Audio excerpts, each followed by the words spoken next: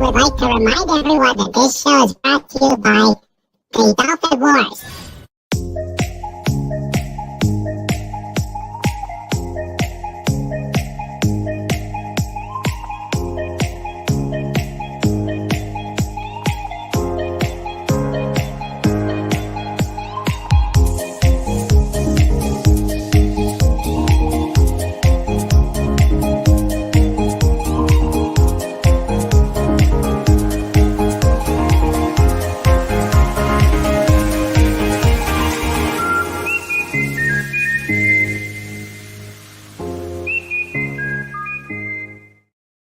Good evening, everybody, and welcome to King Dolphin TV. This is episode 152. We have passed 150 episodes, on our way to 200 episodes.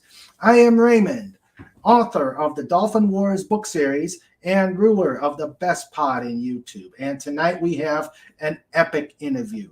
Joining me is Kevin Humes. He is a mixed martial artist, and he's going to tell us all about it. But before we get going, please, as always, if you like what we're doing here in the pod, and if you like these interviews, if you like the fun we have here, please like and subscribe. And if you know anybody else that I should interview, please send me their names that I can reach out to them. I am already, I can't believe it, but I'm already working on schedule for July. I'm a busy guy. So let us get started here. I'm going to introduce Kevin, and then I'll welcome the chat, and we will get going. Hello, Kevin. How are you? I am doing well. How are you? We're doing great. I think I am looking for this.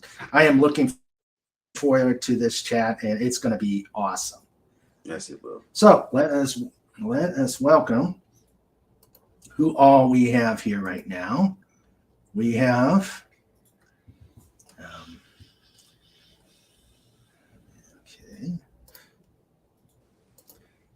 we have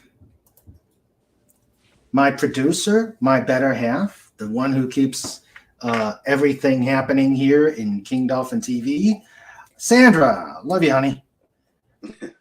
We have the first one, the last out of every chat.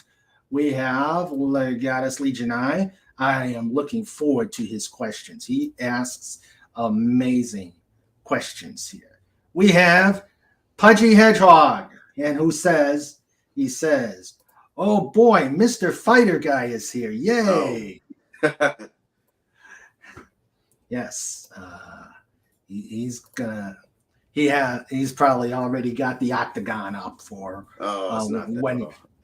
when he's got the the bunnies there to spar with. We've got Tim the Enchanter, and we've got the favorite bear of all, SnorapopasCuber.com. Let's see. Oh, Tim the Enchanter's asking, is King Dolphin going to be the practice dummy? No. Oh, no, I know my limitations. That's my practice dummy there. That's the practice dummy. We'll talk about that a little later. All right. Okay, and then we have those are my amazing wrenches who keep things safe around here. And then we've got out here in the chat, we have Maddie's daddy. Hello there. Welcome. So I'm sure there'll be more people coming over. And of course, if you are out there watching on the replay, please also like and subscribe and comment. I answer to every comment. And so, okay. So how this works, guys, and I can't believe I have to keep reminding you this, is I've got questions that I'm going to ask Mr. Humes. I break the ice, let him tell us about what he does, and then I'll open it up to you. So hopefully you guys will hold off on the questions until I until I come on, until I tell you you guys can. So, without further ado, we shall begin. So, Kevin, please tell us a little about yourself. All right. So a little bit about me. I am someone who's always looking for a challenge. Looking for a challenge. So uh my whole life I've been into sports. Um I would say I was a natural athlete. Um so I've always been into sports, always been into extreme sort of sports and challenging myself and doing things like that. From rock climbing to cycling, you name it.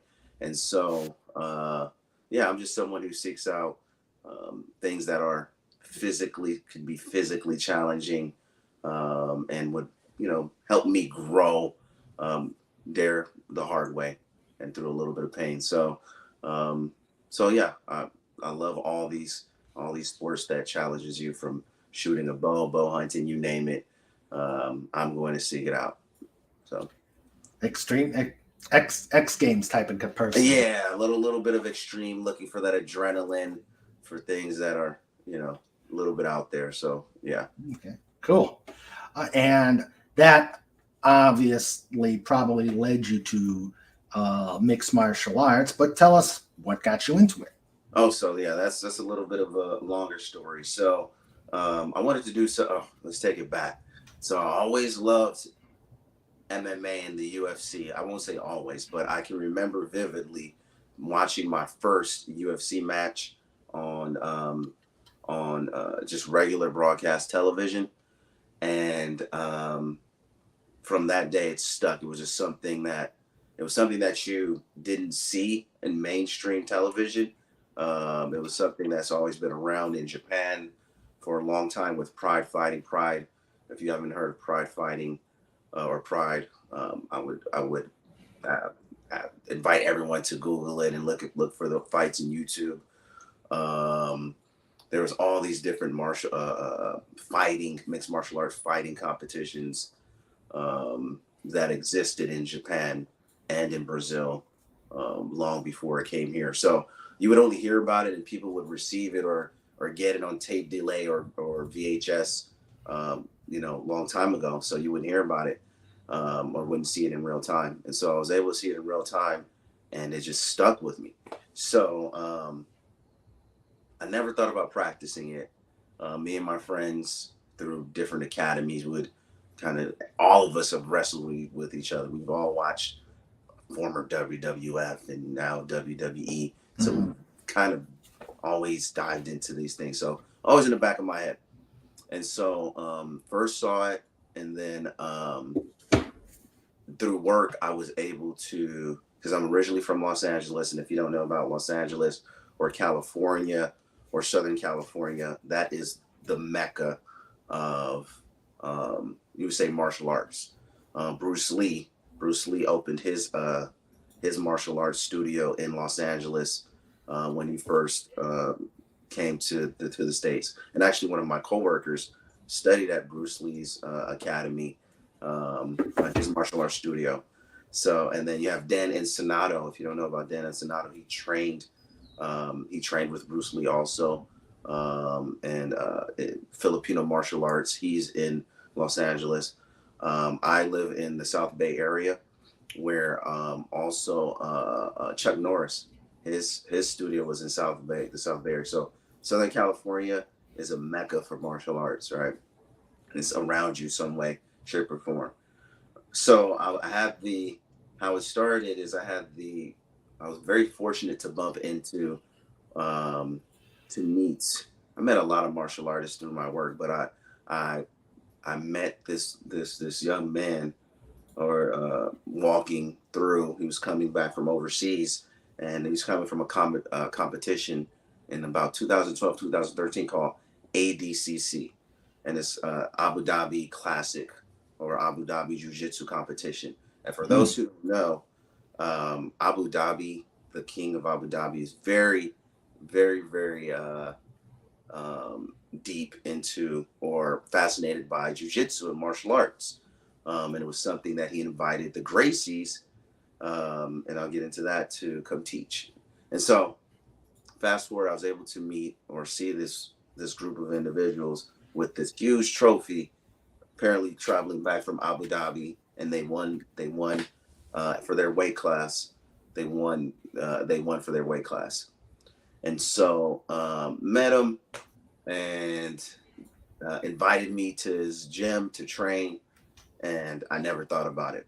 It was in the back of my head, right? And so over time, UFC was started to get bigger and bigger from over the last decade, 2010 to 2020, and still wasn't diving into it until I kind of tapped myself out with work and other things I was, I was doing, and I was like, you know what? I think now is the time to do it, because I was going through a very, very difficult time personally in my life, and trying to figure things out. And I really wanted to invest in me and do something that I wanted to do.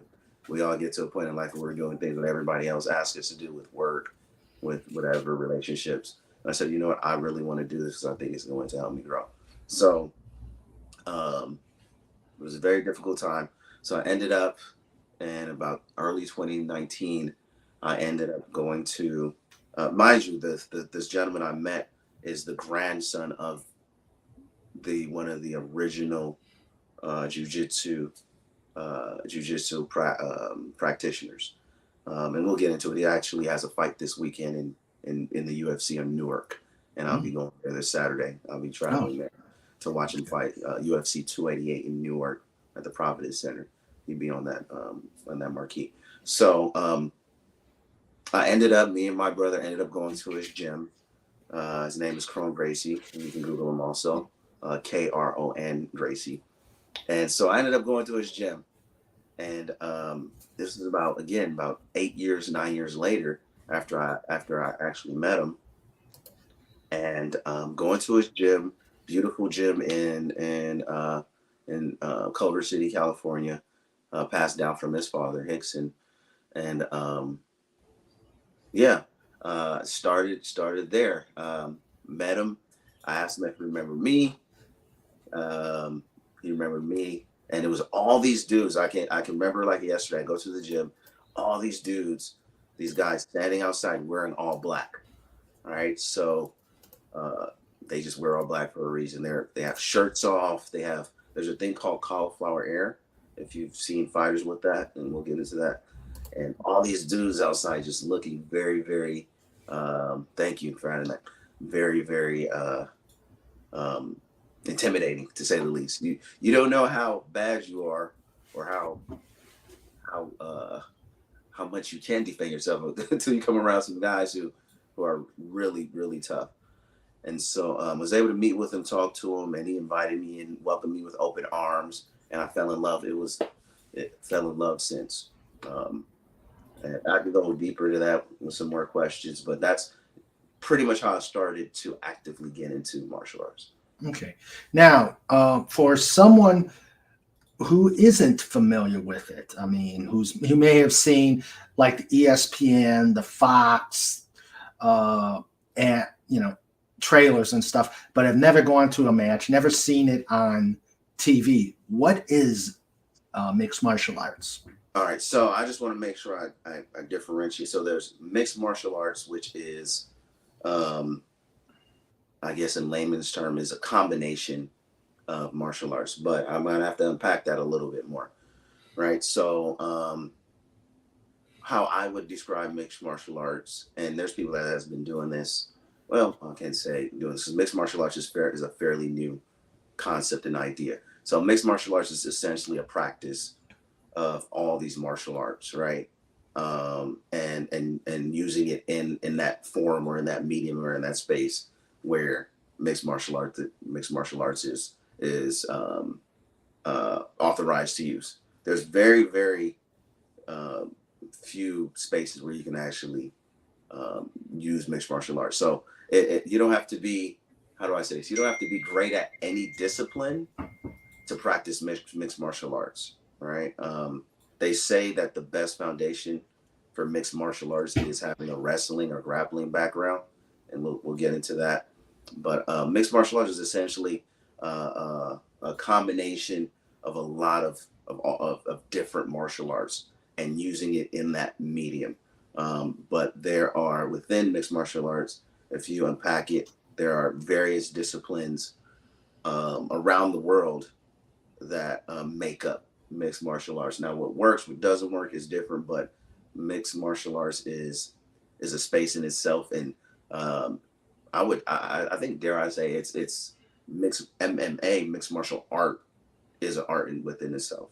So it's constantly evolving, but essentially, I mean, it's all these arts in one, and they're using it to for competition.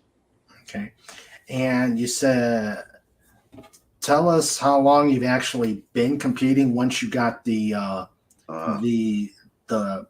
itch, the bug. So I would say, so my foundation is jujitsu, right? Because mixed martial arts, again, that's going there. My foundation is jujitsu. I've competed in jujitsu. I haven't competed in mixed martial arts, but I practice various disciplines that will make me more capable of using a bunch of different techniques. So jujitsu, I've been competing in jujitsu since I started. Every it's formal competition and informal competition. And my professor, or any decent professor, would say that every round on the mat is a competition in jiu-jitsu. So I've been competing my since I started jiu-jitsu, Muay Thai, Sambo. Sambo is a Russian form of I wouldn't even compare it. Sambo is an art that they practice in Russia, which is a grappling. I practice. Excuse me, yes, Kevin. I think you need to look at your phone. Okay, sorry. Lethway, a bunch of different items. So yeah, I've been practicing. Mixed martial arts for a while, in various different in the disciplines. So Okay. Lethway is actually very interesting, and we'll get into that. But competing, our coaches and professors would encourage us to treat every experience like competition. Formal competition, I've competed in I wish I would have shared some pictures with you of that, but I competed in a few competitions here and around, locally in the DMV area, in Los Angeles and Las Vegas, and so forth. So. Okay. And I don't think we need to go into training, because you've pretty much have mentioned what you do, what you've done training wise. We can go a little bit into training. Okay, so what training do you need to compete well in this? So in MMA, training wise, the I would say the specialists, or the high performing the high performers at this level, the champions, and I follow them closely.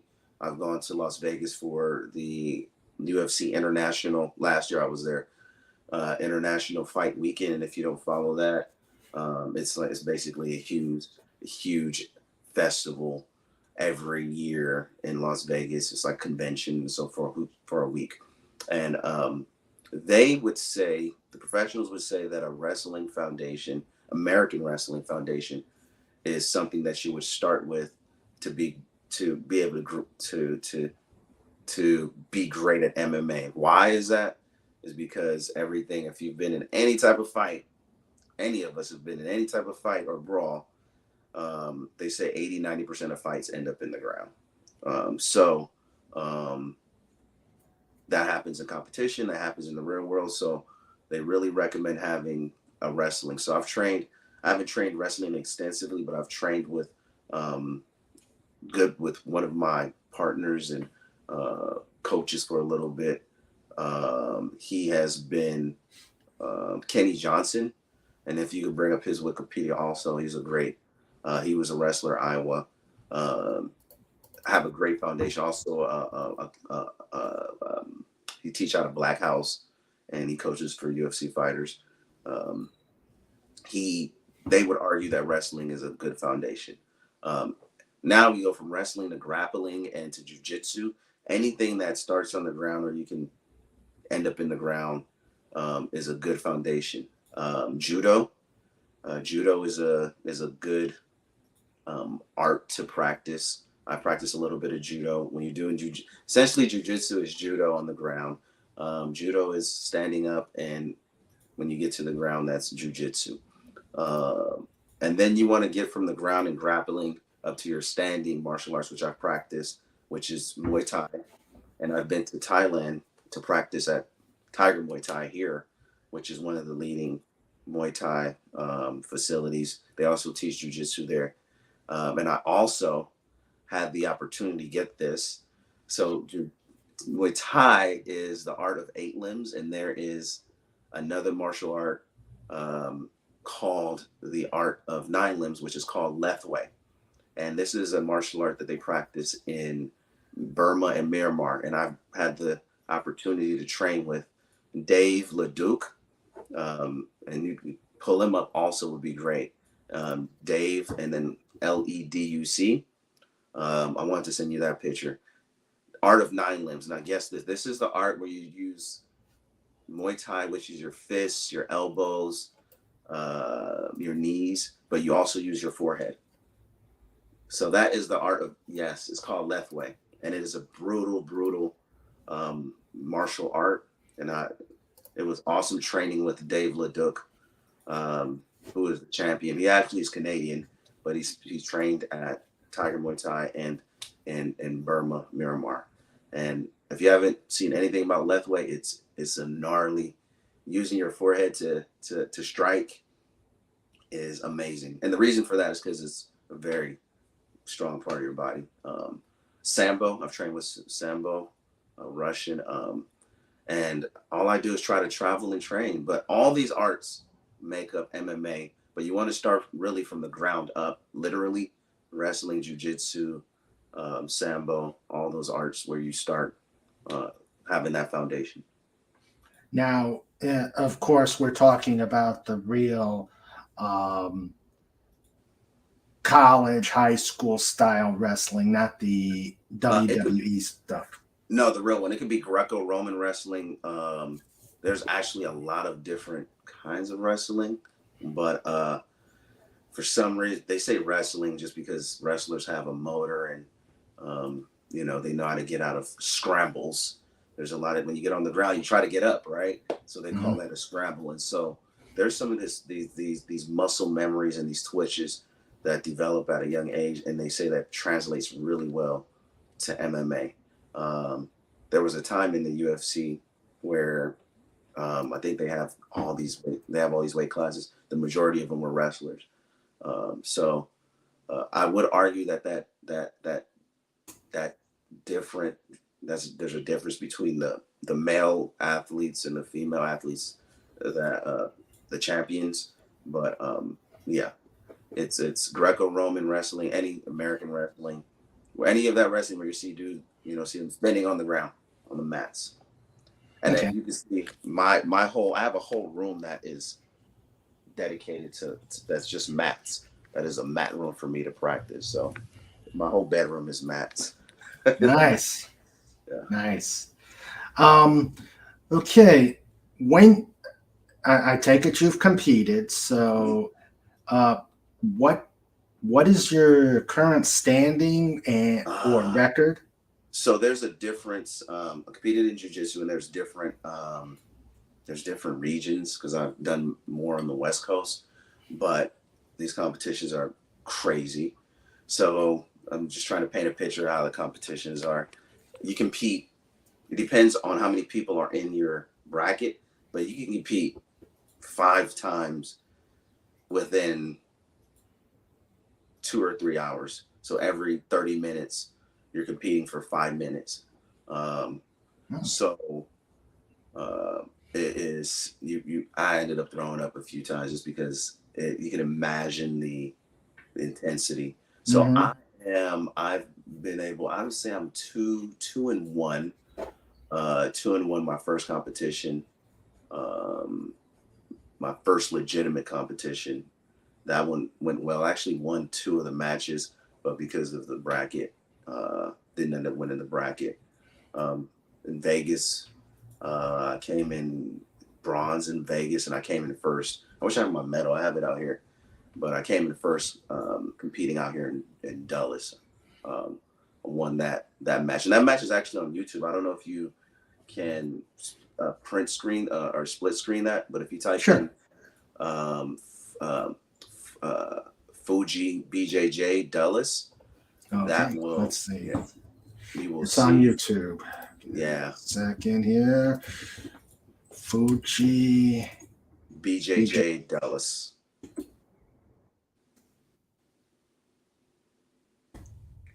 And you will see 2 of my matches. You can probably bring up the first match, and I can. Okay. There's a V1 and a V2. You can see V1. Version 2 is actually where I tore my hamstring.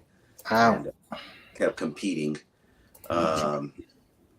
So yeah, that was actually a fairly easy match.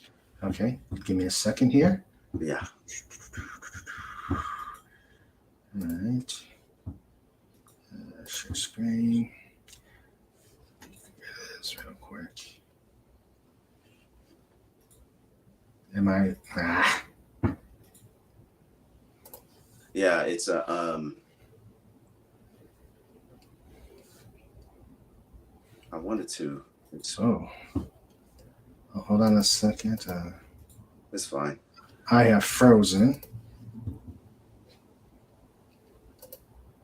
Yeah, and to go back to competition, there's a lot of cutting of weight that needs to be done. I've spent months hiring nutritionists because you have to cut weight or meet certain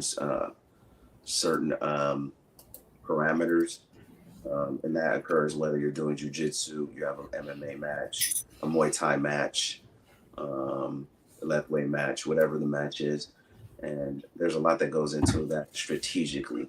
So if any of you have ever starved and performed, that's pretty much it. Being able to perform and compete while being hungry is very difficult.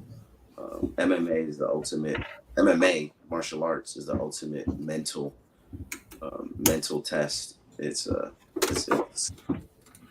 unfathomable. So for those who make it to the top of the rankings or to the UFC, Bellator, Pride, all these MMA companies or associations, more kudos to them. It's very, very difficult to cut weight, think, perform, be able to use these different, mixed martial arts. So when do I punch? When do I kick? When do I knee?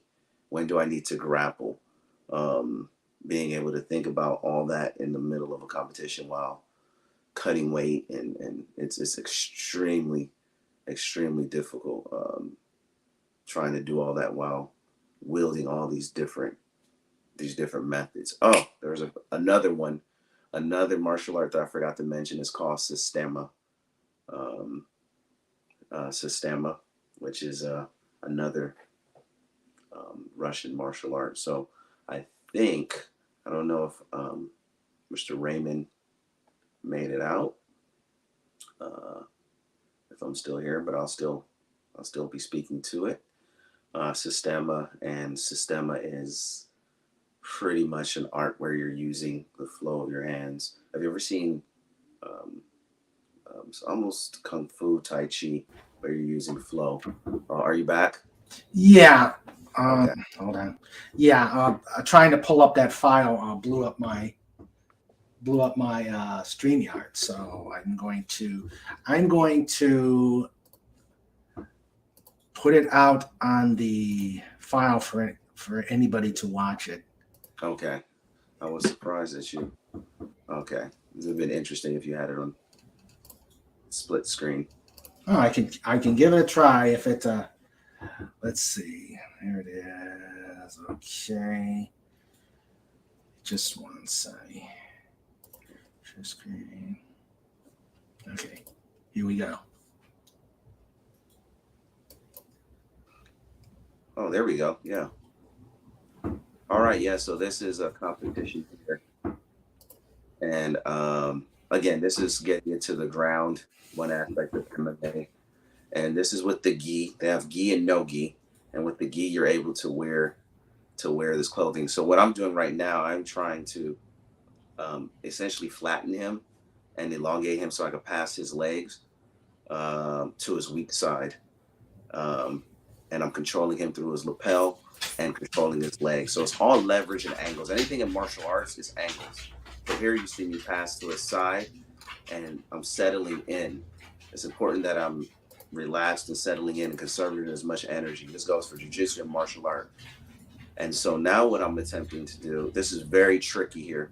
I am allowing him to fail and try to escape. And I'm reaching under, grabbing his lapel. Right now, I'm choking him out. Right now, he can't breathe. Right now, he cannot breathe. And he's essentially going to tap. And the feeling of defeat. But even in that moment, you want to thank them. And I think we froze again. So, yeah, I don't know if I'm still here, but that is essentially, oh, okay, we're still here? Yeah.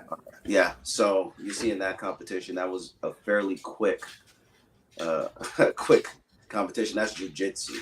Now that ended well. That's one aspect of MMA, and I was able to again get to the ground and use my leverage to win it. So that I actually have to fight 2 or 3 times. I won gold there, and the other video would be of me almost breaking his arm, and they use that. Yeah, if you were to get to the end of that, you would see that. But that's a Kimura or Americana method, and you can use that. They use that a lot in MMA because there's 2 things that people use in MMA: either joints or blood chokes and all that. It depends. But joints break, fists hurt, and if you can stop somebody from breathing or their blood from flowing, that's really preferably you want to do the blood or the oxygen in real life because that's the best, easiest way. You don't want to break joints. So Yeah. Yeah, that's Okay. good. All right. Now, like I said, I want to start getting into the chat, but they let's see. So you've pretty much talked about the particular styles in these various matches, and you've told us pretty much what styles you favor. Mm-hmm, mm-hmm. Okay. Let me ask this: do you have to have experience in karate, judo, and real wrestling? And you've pretty much answered it, but if you can go into a bit more. So martial. So this is why we make me or anyone, we try to make emphasis on martial arts as opposed to MMA, because martial arts is it's like a lifestyle, and you don't have to be any. You could start martial arts at any age. You don't have to have any experience. The beauty of it is that you can walk into any gym at any age and learn something about yourself, about martial arts. So something I do, I didn't know anything about jiu-jitsu. I didn't know anything about Muay Thai. I travel, something I call myself the Anthony Bourdain of martial arts because I like to travel the world, walking into gyms and practicing that country's or that region's martial art. So every country, every people, a lot of different cultures have their own martial arts that lends itself to that people, that culture, that country. So it's you don't have to have any experience. You just have to have the will. You have to be open to it, and you have to be willing to learn. I tell you, martial arts is one of the most humbling practices and experiences in your life. It will teach you so much about yourself, and you can be any age. You don't have to have any experience, nothing. So, yeah. Okay. All right. And the last question, before we open up to the chat, is what would you say to someone wanting to get into it? I will tell them to go. You have nothing to lose and everything to gain. I would say uh, you would have to first be comfortable with being uncomfortable, um, because that's the first thing. You have to, because we have these governors in our brain, but I can't do that. I can't possibly roll on the ground, or I can't possibly throw a punch. I can't possibly stand. I can't possibly do anything. First, you got to switch that switch in your head and make the impossible possible. You can be any age to start martial arts. Um, Anthony Bourdain, for example, who's somebody he's 60 something years old and practiced martial arts. I'm gonna run down a list of people. You're gonna be surprised who has martial arts. Ted Bundy. I don't know his real name. He was on Married with Children. I forget his name. Black belt in jiu-jitsu. Mm-hmm. How many people would know that? Ted Bundy. I don't know if you can look up his real black belt in jiu-jitsu. Keanu Reeves. Well, that's not surprising. Well, yeah, Keanu Reeves.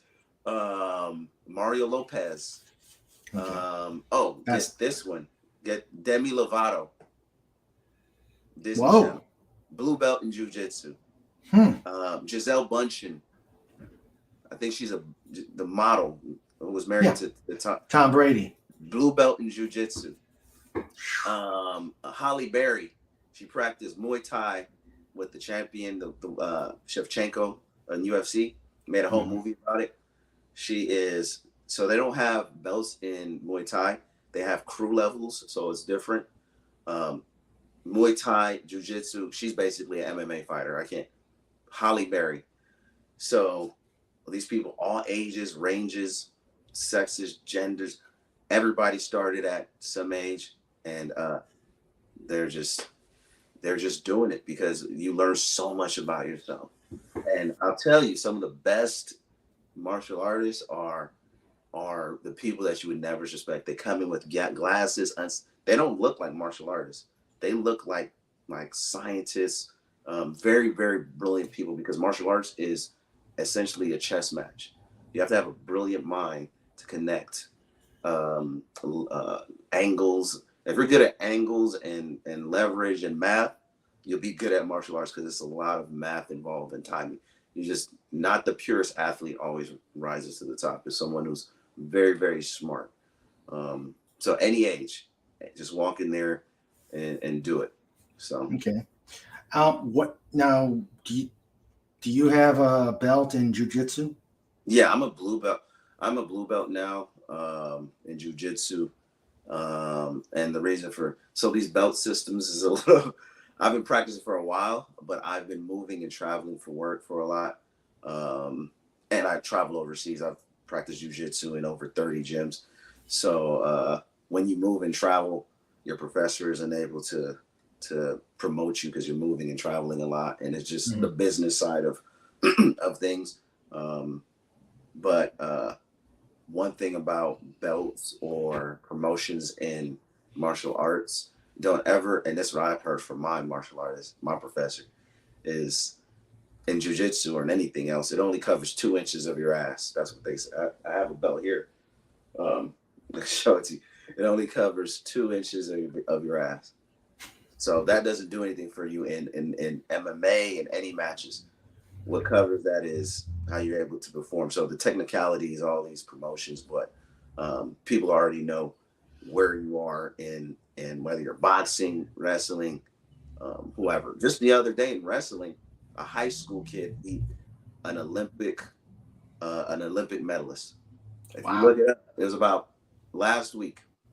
A high school student beat an Olympic medalist, USA Olympic medalist in America. Whoa. And so that tells you, when it comes to these mats, which I have in these rooms, the accolades, the belts, and all that goes out the door when you step in the octagon or the mats, or anywhere, because it's combat sports, and it's any given day. It's how you come in there mentally, physically. It's a lot of different elements. So Yeah. Okay. All right. All right, guys. It's your turn. Time to start asking questions, and there's already been. Bring Uh-oh. it. Yeah, Bring it. bring it. Oh, I like that dummy. This is the joke here. Bring it. Well, yeah. Is King Godolphin going to be the practice dummy? Nah, no way. I think we've already been there. Yeah. But then he says the dolphin doesn't need to practice being a dummy. Hey, all right, let's see. I know there's a question here, guys. Just start asking. Let's see. Ask away. Oh, and hello, Agent Pepsi One. How are you, dear? And she says, I need to hire this guy. I need an enforcer. Oh, so that's that. Thank you, Agent Peps. That actually brings up a good point. So, the more martial arts you practice, the less enforcer you want to be. It's like it's interesting how that works. Like you want to be so much more peaceful because you know all these things. So when I walk into a room, I know what I'm capable of, and I just want to practice peace. So you want to be the polar opposite of violent and all that. So it's usually the toughest guy in the room is the quietest, nicest person. It's crazy. Yeah. I'm a loner, not a enforcer. She asked me to ask you, I think she meant Kevin, if you can be hired to speak to her cousin, friendly little chat, not all that painful. Well, That's possible. all right. Legatus Legionnaire has a question. Once you learn when to strike, when to kick, does that then come naturally to you, or do you always have to think when the time is right for each move? That's a good question. That's a very good question. So it depends. If that's something that you've trained in, there's some. I wish I could show you this video.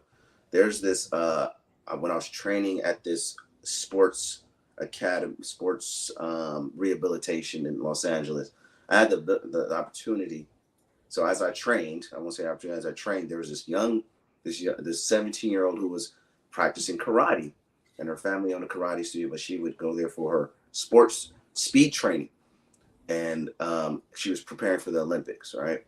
Or still preparing for the Olympics because the Olympics are coming up soon. The trials for her, and let me tell you, those karate, when you've trained in your muscle reflexes, your muscle memory are already firing for karate, for taekwondo. I think it was taekwondo she was practicing, not karate.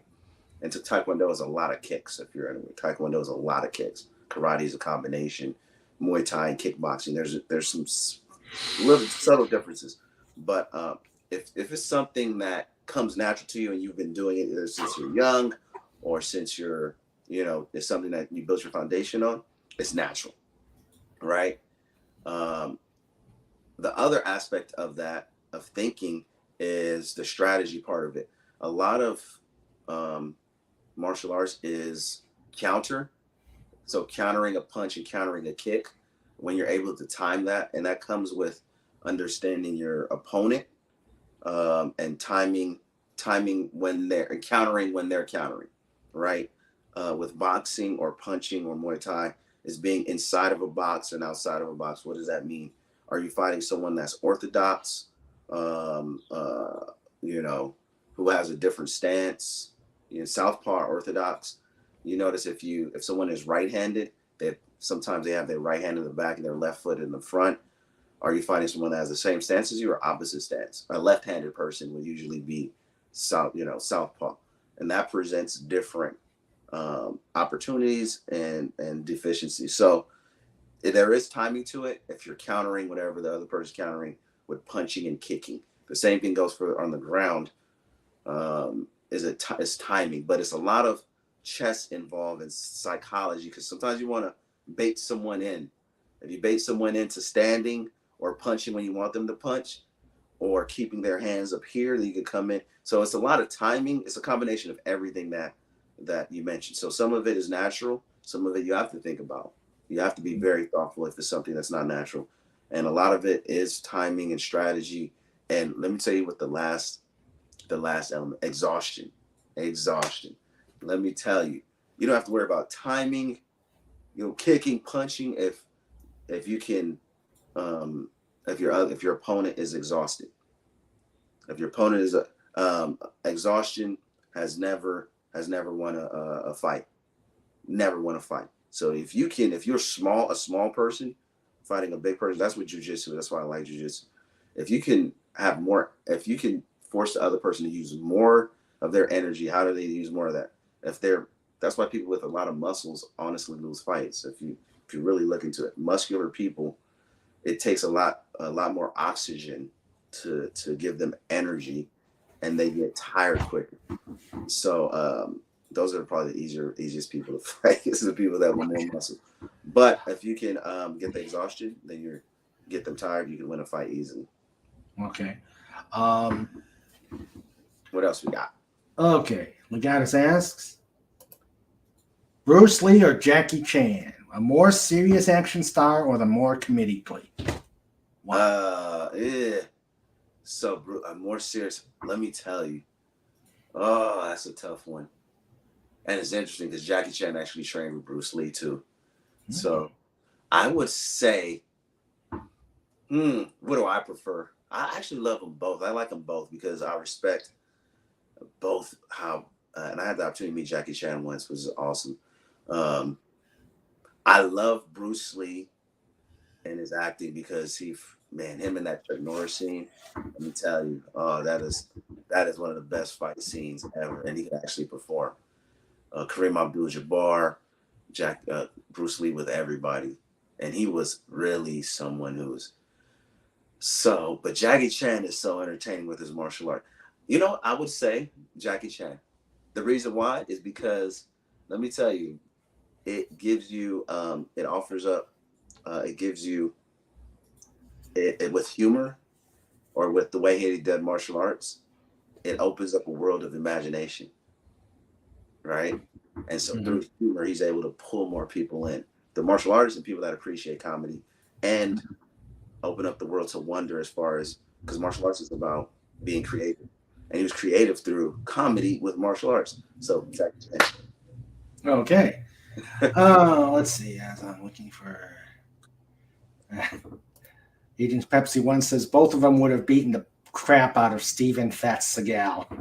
You know what? That's actually, Steven Seagal is not to be messed with. That he knows some things. He really actually does, which is interesting. He actually knows the black belt. Okay. Let's see. Oh, and here's the question. Pudgy Hedgehog, his question. Your favorite cookie. Since I've been out here, I've been loving Insomnia cookies. Oh my God, Insomnia cookies are amazing. My favorite. Cookies. Yeah. Oh, and it depends. If it's chocolate chip, soft chocolate chip, the homemade baked with the little bit of sea salt on the top, that's delicious. And peanut butter, some good peanut butter, like some real good peanut butter cookies. And then third, oatmeal raisin. So. Okay. There we go. Yeah. There we go. All right. Let's see. Cobalt, Bald Eagle. Hello, Cobalt. He says, in college for a time, I was with a Bonkers Wrestling League. They had a John Deere tractor match followed by a grader match. Are your matches safer or better regulated? Yeah, they. You know what? I would say, dare I say, I'm pretty sure it's safer, and better regulated. But any type of martial, like in that video that King Dolphin played, I tore my hamstring. So, yeah, I tore my hamstring from essentially in the back. So, anytime you competing or even playing around, there's risk. There's risk for bodily harm and injury. So, yeah. So, okay. So, how much are the competitive the runners of the competition? How much are they trying to mitigate the risk during those competitions? That's a great question, and I'm glad you brought it up. I'm actually went to receive my certification in MMA refereeing, and I got it from, or I wish I could show you that picture. I don't know if you ever watched the UFC, but Herb Dean, he's the black gentleman with the dreadlocks. He's in every big fight. So I was able to train in MMA refereeing to get my certification for MMA refereeing. And actually, that's kind of what started me into MMA martial arts, honestly, because I wanted to be an MMA referee. So how much they are, every referee or anyone at any of these competitions, whether it's, and I can speak to this because I studied MMA refereeing heavily, MMA refereeing heavily. Whether it's jiu-jitsu, Muay Thai, the job of the referee is to protect the fighter. That is it, to protect the fighter.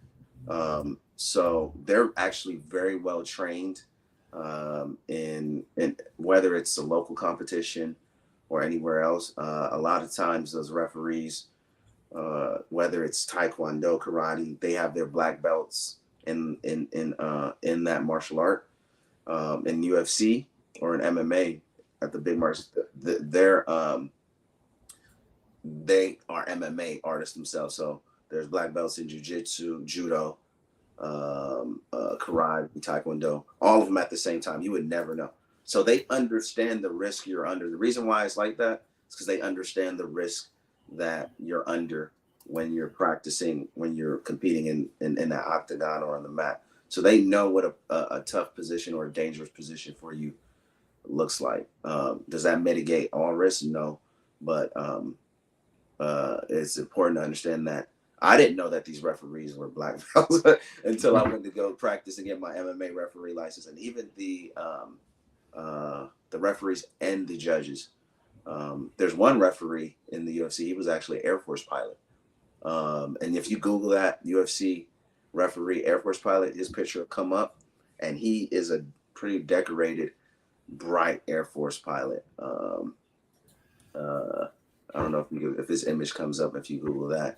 So he's someone who, pilots are some of the sharpest people in the world, so they could think through these things, and he actually practiced martial arts. So they bring in these type of people, and at the high level of martial arts, they bring in the best and the brightest people to be referees to protect the fighters from other fighters and from themselves and from harm. And so, yeah, it's let me see. I've got a story. His name, Mark Smith. Mark Smith. Yeah. Yeah. Let me see if I can bring him up in. Yeah, retired Lieutenant Colonel Mark Smith, and he's one of the best. The best referees. Here's a story about him. I'm going to put it in there.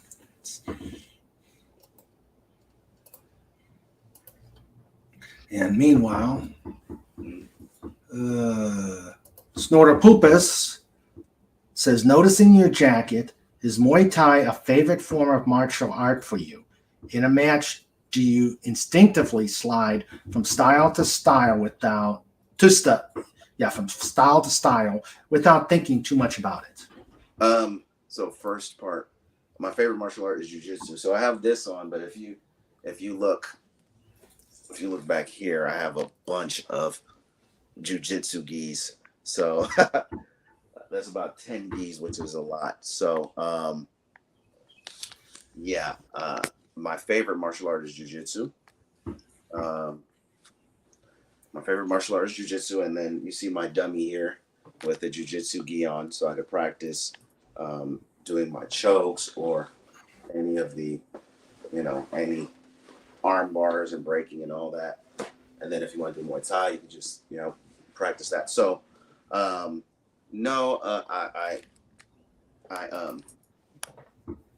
am mindful. When I'm in a jiu-jitsu competition, I don't think about Muay Thai. If I'm practicing Muay Thai, I would probably actually think about jiu-jitsu. So, because in Muay Thai, there's clinches to the head, to the back. There's clinching that you do, and actually sometimes it crosses over into and sometimes martial arts actually cross over into each other, and you can use it.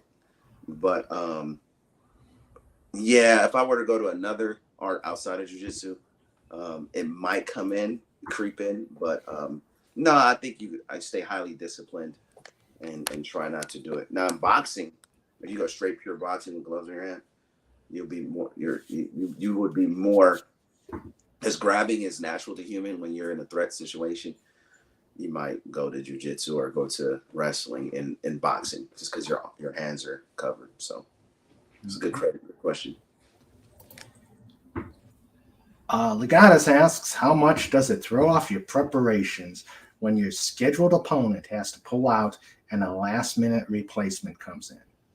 All right, and so it depends on I would say, okay, for me, and during competition, let's say jiu-jitsu competition or something like that, it doesn't throw you off too much because it's fairly random unless you do research. And I've done research on opponents or their academies or their schools to find out what their little what's common in there. But it doesn't help much now. And when you get to the higher echelons of MMA and you're doing this for livelihood and for money and you're on national television and pay-per-view, then it would throw off your preparation. If you're doing this like Muay Thai and all that, where you can essentially get broken, I mean, everything, you get a concussion, but you're at that level, you have to really think about it. But when you're in amateur level, and if like amateur MMA, and I've been to a lot of those also. In amateur MMA, you got to take what you can get, and usually it depends on if there's weight discrepancies. That's very important. If there's weight discrepancies, people will not compete. So if there's a new competitor and the weight discrepancies are off, 9 times out of 10, you don't want to do that. Whether it's jiu-jitsu, Muay Thai, MMA, UFC, you don't want to do that because that really, really plays a huge part. So it depends. It depends. There's some items that you want to check off, but at the higher levels, there's really deep thought into it because styles make fights. That's in everything, right? So, but the weight thing, if that's the change opponent, and that's pretty much it. You don't want to compete with anybody that does not make weight or weighs significantly more than you. That's in any competition. So they don't have weight classes per se in They do. MMA? That is an interesting question. So in the beginning, there was no weight classes. There was just martial arts, and it was advertised as such. A sumo fighter, and you can pull this up. UFC 1 sumo fight. If you pull up UFC 1, you'll see it. UFC 1 highlights. Sumo fighter versus a wrestler. Sumo, a boxer versus karate, kickboxer. So in the beginning there was not that, and then for it to be able to become regulated, so to speak, then with regulation of anything, it has to be more structured and organized, and hence started weight classes. So weight classes now in jiu-jitsu, they have an open weight class where you can become champion of whatever competition, and that's pretty much it. Advertised as open weight class, and people with different weights and sizes could compete with each other.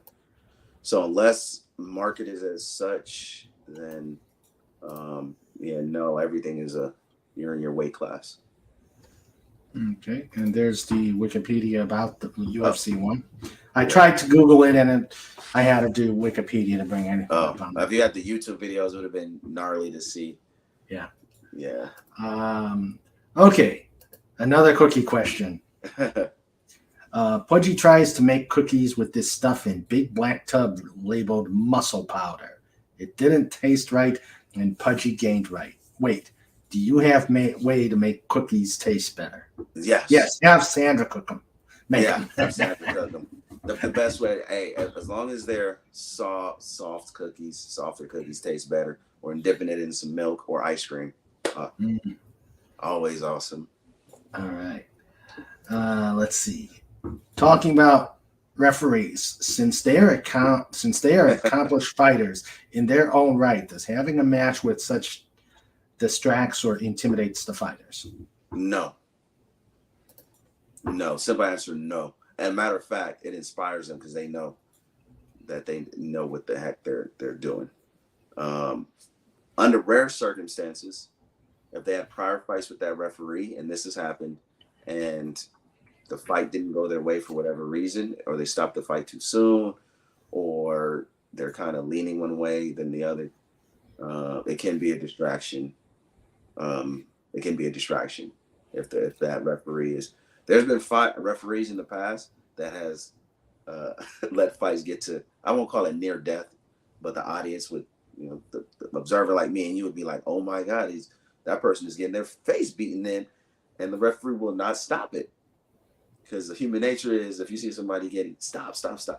There's some referees that let it go. Some people enjoy it, some people, but yeah, it can be a distraction if there's been some history or in the past, personal. So okay, all right, great questions, guys. Let's come on, bring some more questions in. Let me see here. Let me go back to my questions. Now, some of the stuff I've seen in the octagon, where they're doing the boxing and then they get into the into the grappling. Do you think that's the overrated, leaning to the WWE type of theatrics? Oh, let me tell you before we mention WWE, before I forget. So just so everybody knows, this is actually an interesting nugget. UFC parent company that owns UFC bought the WWE. I saw that. I saw that. Yes, about a month ago. So yeah, I saw that. There's going to be interesting, and actually some MMA. Ronda Rousey, also from LA, and trained out there. She's in the WWE. So a lot of prominent. Brock Lesnar, he was a world champion. In fact, that leads to the next question. Brock Lesnar's heavyweight champion in the UFC and in WWE. Interesting. Cobalt asked, have you bumped into Brock Lesnar or CM Punk when they tried MMA? No, because if anybody knows Brock Lesnar, he's a recluse. So he's one of those people that is very reclusive. He doesn't get out to events. And I bump into a lot of people. CM Punk, I don't know if I bumped into him in Vegas or seen him in Vegas. He's actually out there. He's with PFL. I think he does PFL. He does PFL. And no. He does some other, not amateur fighting, but some other leagues. Might have bumped into him, but not. A million other fighters. Brock Lesnar, anybody bump. You probably don't want to bump into Brock Lesnar. I don't want to. No. But yeah, taking it to the ground. Theatrics, no. The casuals, we call them casual MMA fans would consider the ground aspect of MMA and UFC, whatever MMA, I'll call it MMA because there's a lot of different leagues. They would call that boring. But to someone like me or that likes martial arts, it's like, whoa, this is where it gets technical. And it's boring. It's only boring if they're not advancing. Advancing meaning if they're not trying to beat them up or submit them or do something else. But who doesn't like a good standing brawling? Because that is very technical, very, very technical. If you could pull up a picture of Wonderboy Stevenson, he's from South Carolina. His name is Wonderboy Karate. Okay, Wonderboy Stevenson. Yeah, he is his stand-up. When you see him fight and his karate, it is beautiful. You want to just see him stand up and fight all day, just because his kicks, his punches in karate, and bringing that to MMA is amazing because he can keep wrestlers and other people at bay with his kicks and his karate. So Wonderboy Steve, it depends. If it's their bread and butter, that's what you kind of want to see him do. And if they're great and beautiful, in stand up or on the ground, then that's what you want to see. So here we go. Yeah. As far as the entertainment and all that other stuff, it depends. Whatever they're good at. If you're a MMA martial art connoisseur, you just want to see what somebody is great at. Okay. It's like seeing Michael Jordan dunk. You want to see Michael Jordan dunk. Yeah. So in boxing, you have all these organizations, yet they can have fighters with multiple titles across them. Why can't MMA? Or is it all politics or exclusive deals? So yeah, I love boxing. My dad was a welterweight boxer, and he competed in the Central American Olympics. So I come from my father was in combatives, so I have a very very soft spot for boxing. Boxing is a sweet science. Boxers are another thing. It's like wrestling. You get boxers in MMA, and it's crazy. But it is politics. It is a politics. There's no in boxing. There's the WBA and all these different belts that you can hold. And actually, boxing has way more politics than MMA. If we really want to boil it down. And the big difference, and I get to the politics, is that in boxing, they usually build up their fighters. Like last weekend or 2 weekends ago was Ryan Garcia and Gervonta Davis. And actually, that was a rare time where you didn't have to wait for fighters to get out their prime to actually fight each other. They really protect fighters in boxing. In MMA, the reason that they turn around with belts a lot and there's always a new fighter with a belt is because, or rarely, John Jones is, and I trained with John Jones, and him was one of the Mount Rushmores, is that they have fighters fight at their peak or at when they're great. In MMA, there's very little politics, and they want the best to fight the best immediately. In boxing, they wait. So, as far as cross organization or cross pollination of fighting associations, it is some politics there. And they don't have in MMA. There's not any type of very rarely any type of like fighters union or anything like that. So it is a fair amount of politics. It's basically for hire, MMA for hire. So there's politics and it's still growing. You know, martial arts or MMA in America is about 20, almost barely 20 years old. So. Yeah, it's very little. Contractually, they write these contracts tight. Only one occasion where there's cross-pollination was Conor McGregor when they let him fight. UFC allowed him to fight Floyd Mayweather, but that was financially lucrative. Financially lucrative is with Conor McGregor, and that is right. That was like right moment, right time. So yeah, now, when you sent me this picture, I was wondering, again, I don't know much about MMA. Who's the guy next to you? And who's the guy next to you? I'll share the picture. Yeah, Glover Teixeira, right? So I'll tell you, I have pictures with a bunch of MMA fighters and champions. The reason I showed this, because Glover Teixeira, I'm going to tell you about Glover Teixeira. Can you guess the age when he won his belt? He won the light heavyweight championship belt and I was darn near in tears, say about maybe 2 years ago, a year and a half ago. Can you guess the age he was? He was 42, 41, 42 when he won the UFC light heavyweight championship of the world. Whoa. So when we talk about age, and he was one of the kindest, nicest people ever. So I met him in Baltimore. And I really wanted to meet him because he's one of those people that has just the kindest heart. He's from Brazil. Brazil is a hotbed for MMA, for combat, for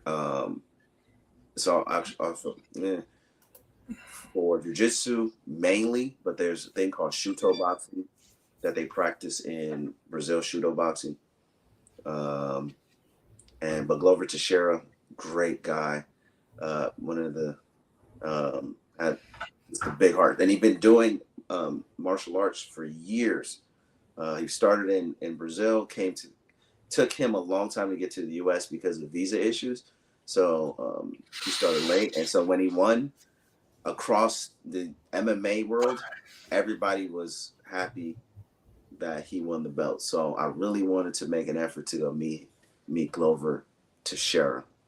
He has since retired.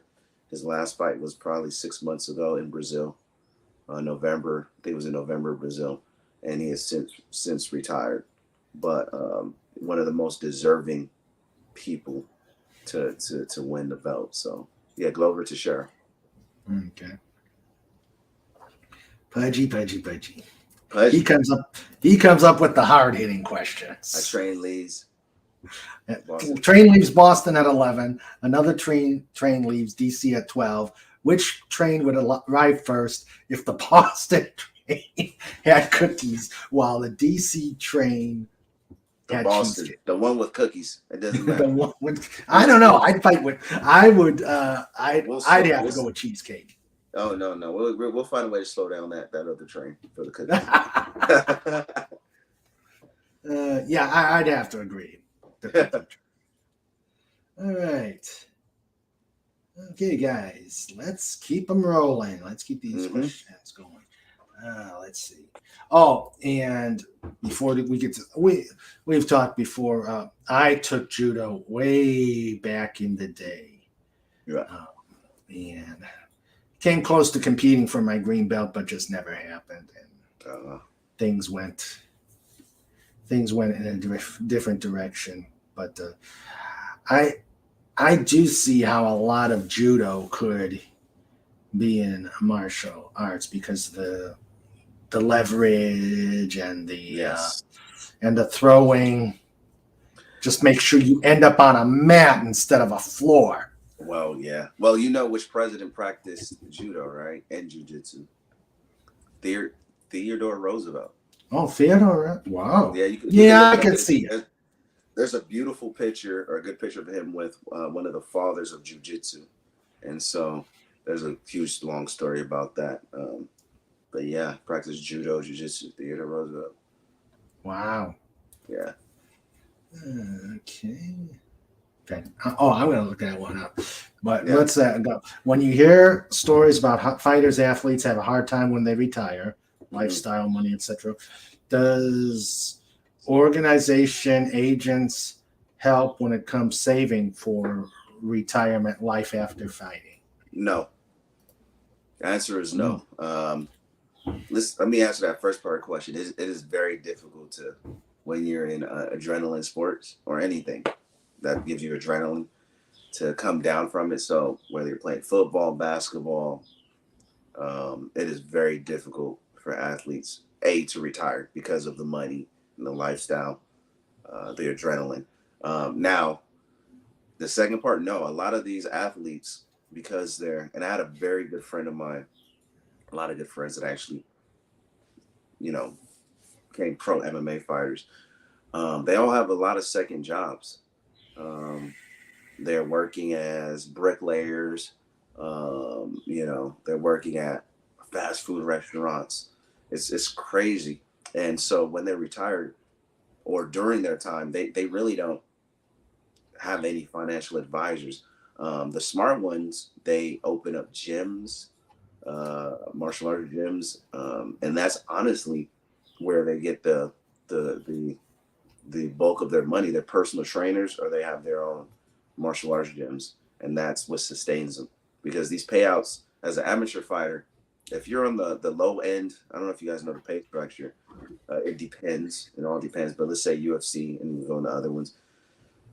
If you're like on a prelim or at the low end of the fight, you're getting $15,000 a match, $15,000 for your fight on a prelim. That's on a good day, right? So you train for 6 months, 3 months for a fight. You might get someone who pulls out of a fight. You have to pay your trainer and your nutritionist. So that's 5% already gone. Pay your manager. They're only pulling in $10,000 a fight, maybe. Now you get to the top end, these people are earning $50,000. But how much in debt? A lot of these fighters go into professional fighting in debt, right? And in the UFC, you can't have your own, you can't have like your own marketing. or your own promotion or whoever that's your own sponsor.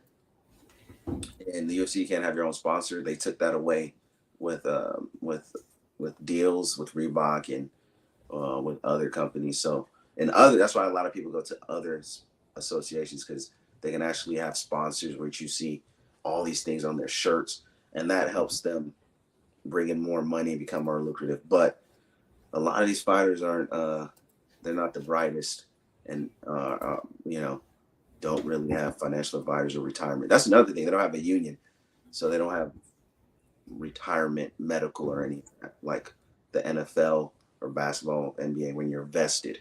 And that's actually what some fighters are actually fighting for that. Like if you fight for a minimum, you have a pension and medical for life. But yeah, to answer your question, no.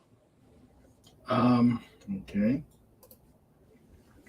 I just put up. I looked up on Wikipedia about Theodore Roosevelt, and he was very much into jiu-jitsu and wanted American soldiers to learn jiu-jitsu. Isn't that amazing? Yeah. Yes. Cobalt says Cobalt's an accountant. When you do your taxes, do you have to pay multiple states, or are you centered primarily in Nevada? No, last year I had to pay multiple states, but no. No, but no. The answer to that is no. It's like any other sports, though. It all depends. You go a lot of way when you talk about the taxes and the money, and it depends if you're here traveling on a visa, and if you're an athlete, because they have actual there's a lot of international fighters that come here, and if they win any prize money, it's like anything else. It's like anything tennis players that come and compete in, the U.S. Open. If they win money here, they have to, shell out a certain amount of taxes. Interestingly enough, that's actually an interesting question. So fighters, if you look at competitions or UFC or Bellator, I don't know if you guys heard of these, but there's very huge organizations outside of UFC. There's UFC, there's Bellator, there's PFL, and there's one championship. One championship is essentially the UFC of Asia. It's huge, and they have MMA. They have real MMA competitions where the first round would be MMA, the second round would be Muay Thai, the third round would be MMA, the fourth round would be Muay Thai. They have real competitions, but I digress. So if you notice, some competitions or associations hold more fights in Texas or Florida or these states or these places where the athlete wouldn't get taxed so much for performing. So California, they don't have as many pro MMA fights from these big organizations just simply for the tax purpose. So it's an interesting question. Okay. All right. I think we'll go a couple more questions and then because it's getting to be an hour and a half. So guys, yes, it's epic. I want to see more of that tackling, your sparring dummy there. Oh. Hello, Phantom Outsider. How are you? Yeah, please bring on some questions. We are here with Kevin Humes, mixed martial artist. So if you got questions, please bring them on. So, tell me about, how long have you had, and I know you've named him. Yeah. I like Timmy. Timmy, huh? Yeah. Timmy. Your sparring partner. Yeah, so I've had, I would say since probably, after COVID, but since I've been here, so about a year and a half. And the benefit of the dummy is you could go through the motions and you're able to practice chokes and do certain things, and doesn't complain. So yeah, true. And so go through a lot of muscle memory. Yeah, so they are useful. They're useful. I mean, yeah, they're useful. They're definitely very useful. Okay. All right.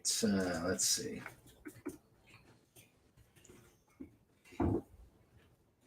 Anthem Outsider has it in for Snorter Poopers. Let's see about anything else. Here's a question: who'd win in a heavyweight championship fight with the best MMA guy ever over a polar bear like Snortopoopas? John Jones. Google him. That's it. Actually, it depends. John Jones. I would say Francis Ngannou. Google him. He's actually huge. Francis Ngannou. He's What's huge. spell his last name? Ngannou. There, I got it. Yeah, he would fight a polar bear. Oh, he is a beast. Yeah. He is a beast. I don't know. Phantom, I think Phantom, yeah. Polar bear. If you see it'd be a tough one. It'd be a tough one. Yeah. So Let's it's see. Francis Ngannou, he's actually, as we speak, going through, he's gonna be the highest paid. You're gonna see him in pro boxing, and he's gonna be the highest paid heavyweight MMA fighter. He's trying to, as we speak. Yeah, okay. You'll have to excuse my dog. He's been agitated with the guy who's doing my sighting. Do you have a picture of him with the belt?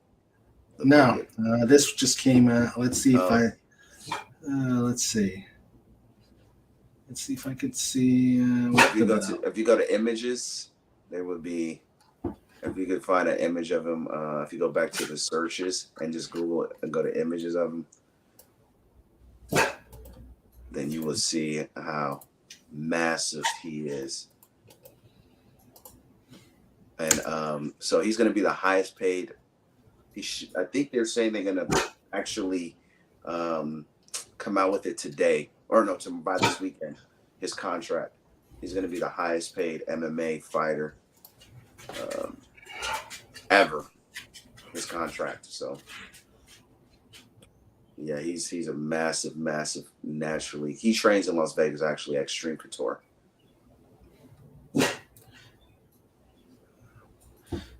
Oh boy, it's not bringing up images for me. But yeah, he would beat the polar bear.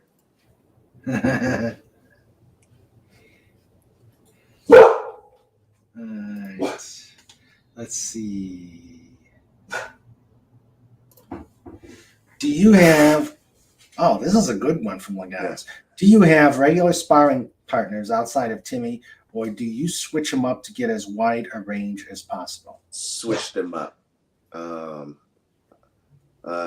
If you go to a gym, you have your regular gym partners. But something I like to do, again, this is me being crazy, and this is why I probably as I go again, I travel the world, trying to engage different people in whatever I'm training, just so I can have the most variety of techniques, twitches, whatever their habits are, because every human being presents a different challenge because of their body type, their style, how they think, how they approach. So I try to keep things as irregular as possible.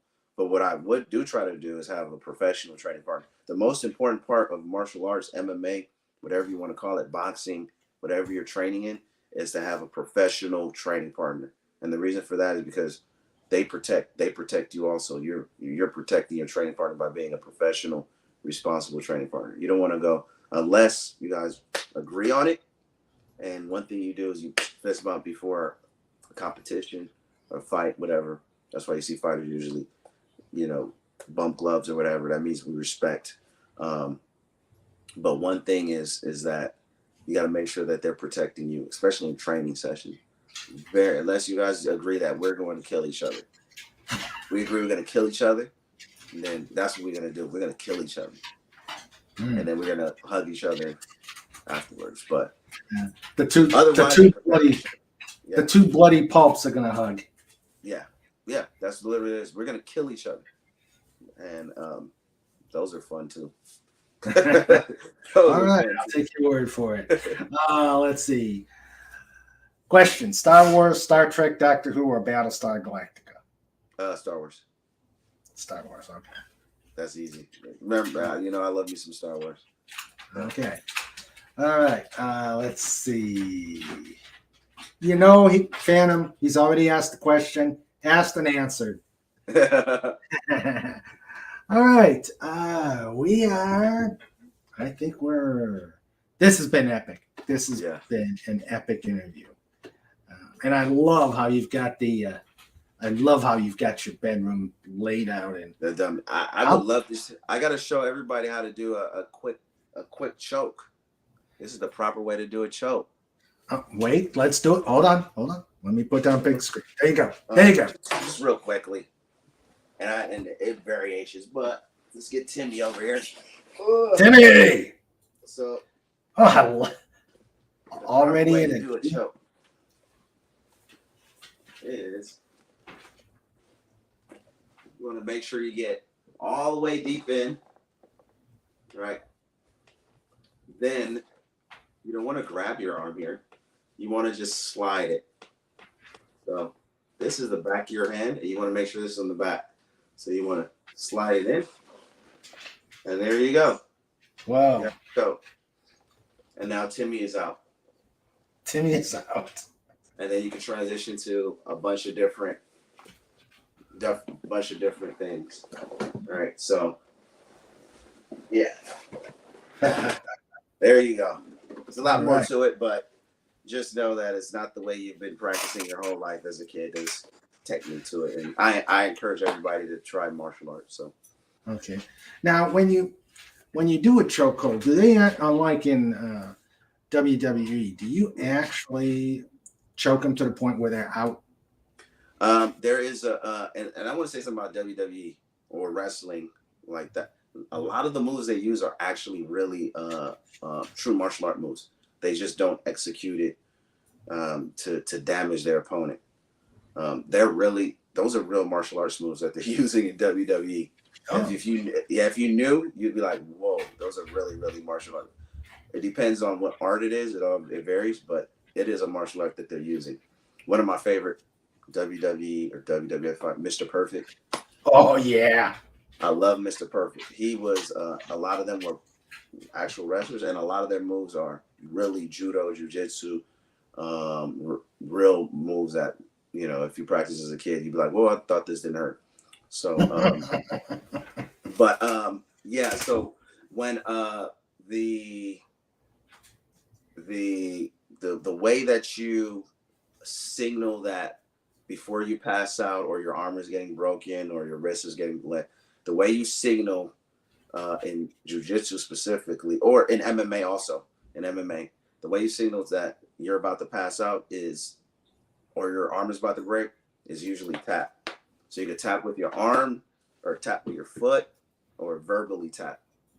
You say tap. So if you're to the point of getting choked out, or Timmy was at the point of losing consciousness, Timmy can't tap, but a human being would tap you. They won't tap themselves. They'll tap the other person hard, or they would use their foot, or they would say verbally tap. And there's some people that I've been choked out to where I passed out before. And to where you just lose consciousness, and then you come to and you start fighting again. That happened to me. Yeah, so I've lost consciousness, and I just start fighting, and then they release because I don't tap, and I just start fighting again. It's crazy. Let me tell you. It's crazy. It's that adrenaline. Yeah. Legata says, when you learn to do a choke, do you also learn how to do the H maneuver? Can't say hi. Yeah. Well, you can make somebody tap out or choke doing applying pressure to the abdomen, to that part of the abdomen. So you learn it, but you can use it to your advantage. If you can use it, make it a submission move. Make the Heimlich maneuver a submission move. Yeah, that'll work. And of course, Cobalt gives us the legal disclaimer. YouTube, this is for entertainment purposes only. Do not attempt at home. Consult a professional trainer before attempting. Thank you, Cobalt. Thank you for the disclaimer. Great disclaimer. Great disclaimer. Yes. Do not try this at home. Do not try it on your siblings. Do not. Yeah. No. No, don't try it on the bunnies. Don't try it on the spouse. Yes, don't try it on the spouse. All right, so. Are you gonna secure the deal? All right, this was great. This was awesome, and I'm having a great time, and I think the chat is your questions, guys, have been awesome, great questions. Yeah. Did I see on your sleeve of your jacket something that said "survive" or? Oh no! Well, this is if anybody want to go. I actually just got back from Thailand, so this is Tiger Muay Thai. I was in Thailand last week, or there for 2 weeks training, and just on vacation. If you go to Tiger Muay Thai, it is awesome. A huge facility. You could actually dorm at the facility. They have a wellness as far as nutrition there. There's people that go there, spend 90 days there in total body transformation. You don't have to practice martial art to fight. You practice it just to lose weight and become. And so, so this is Tiger Muay Thai. Okay. Cool. Just their sweater. So. All right.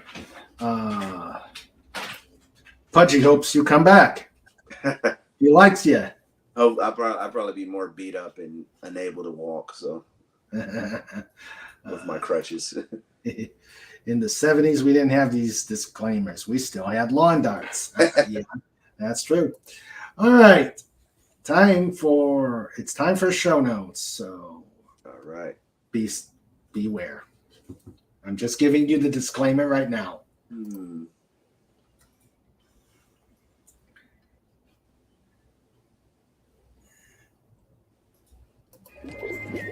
It's time for show notes. It's time for show notes. It's time for show notes. With Mr. Raymond and Sandra too. It's time for show notes. Done. All right. We have show notes. Coming up, we have this Friday, we're going to have a Star Wars theme show. Come as your favorite Star Wars characters, and we'll talk everything Star Wars. Of course, we will only be doing the first 6 episodes and maybe Rogue One. The other ones, on the 10th, on the 10th, we will be talking with the Experimental Aircraft Association. I will be on the road, so that will be a mobile interview, and we'll talk about the things that EAA does for the flying community. On the 14th, since I'm on an away mission, we will have a Sunday Just 'Cause. Another Sunday Just 'Cause. On the 17th, we'll continue with our flight theme. Hey, great weather. Well, I don't know about here, but it's supposed to be spring. We're supposed to have good weather. We're supposed to be flying, good flying weather. We're supposed to have good flying weather. And so summertime, we're talking about flying. We will be talking about the June 99's Air Race Classic. And that looks to be another good time for this year. And on May 31st, we're going to talk about, we're going to have Dr. Kat Kemmerling come back, and we'll be talking about her Resilience Center. We've talked to her before. I wanted to go more into what she does with resiliency. And of course, every other time, unless I tell you, we're going to have Just 'Cause on every Saturday. So that is what's coming up for May. And of course, June and July are stacking up to be big things, leading up to the big book release of Blood Feud coming up in the middle of July. So that is the show notes. This segment is brought to you by thedolphinwars.com. It's time for show notes. It's time for show notes. It's time for show notes with Mr. Raymond and Sandra too. It's time for show notes.